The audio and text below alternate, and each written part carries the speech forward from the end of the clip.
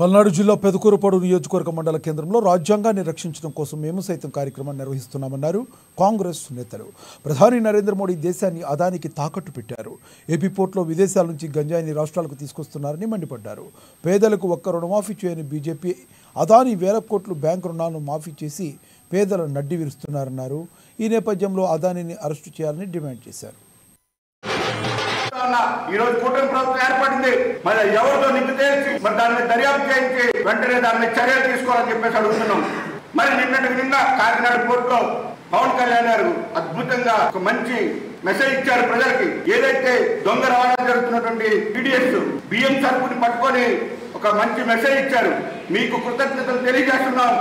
అయ్యా పవన్ కళ్యాణ్ గారు, ఇదే తరహాలో మీరు రాష్ట్రంలో ఉన్నటువంటి ఏదైతే మత్తు పదార్థాలు అదాని పోర్టుల ద్వారా, ప్రైవేట్ పోర్టుల ద్వారా, ఇక్కడ ఎయిర్పోర్ట్ ద్వారా ఈ దేశంలో ఉన్నటువంటి రాష్ట్రంలో ఉన్నటువంటి ప్రతి ఒక్క గల్లీ కూడా మత్తు పదార్థాలు వెళ్తున్నాయి.